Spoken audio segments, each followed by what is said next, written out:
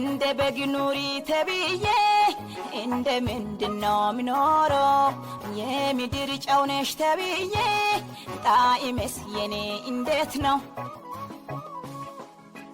ስለ እግዚአብሔር አባባ እንኩ።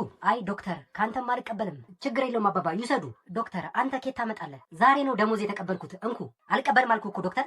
7 ዓመት ተምረህ ከሽንትና ከደም ጋር እየዋልክ 12000 ብር እየተከፈለ በወር ካንተ ልቀበል? ችግር የለውም አባባ ይቀበሉኝ። ዶክተር ችግር የለውም። እንደውም እኔ ነኝ ለአንተ መስጠት የሚገባኝ።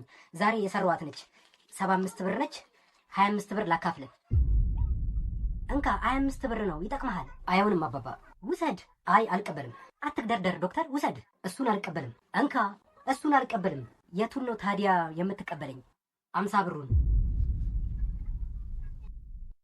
እግዚአብሔር ይስጥ።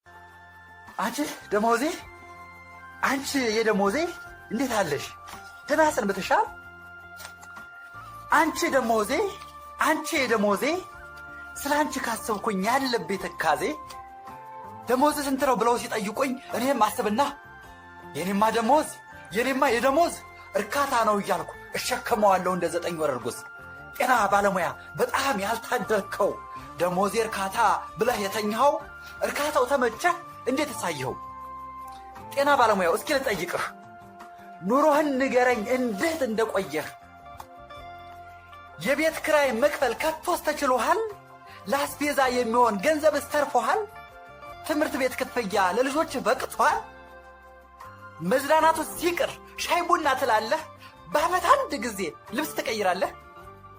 መኪናና ቤትስ በህልምህ አይተሃል? በእውንማ መቼም ይሳለቁብሃል። የሀገር መሪ ሆነን ዙፋን የምናሞቅ እርካታ እርካታ እያል በእኛ የምትሳለቅ እርካታው ይቅርና ደሞዜን አትስረቅ። ደሞዜን ጨምር ምክንያት አታብዛ። የወዜ ውጤት ነው አይደለም የዋዛ። ባርነት የሚባል በእኛ ዘመን በስቶ በደሞዝ ገመድ ማንነቴን ገዝቶ ነፃ ወጣለኝ አይኑን በጨው ቀብቶ። እናማ ደሞዜን እርሷም የደሞዜን መልሱልኝና ላገልግለው ህዝቤን፣ መልሱልኝና ላገልግለው ህዝቤን። አመሰግናለሁ። ደሞዜን የደሞዜን እስኪ መልሱልኝ። እንደ በግ ኑሪ ተብዬ እንደ ምንድነው ምኖረው የምድር ጨው ነሽ ተብዬ ጣዕምስ የኔ እንዴት ነው? የኔ ባሪ የኔ ጸባይ ለጌታ ቤት ይሆናል ወይ? እንደ ቃሉ ይሄዳል ወይ?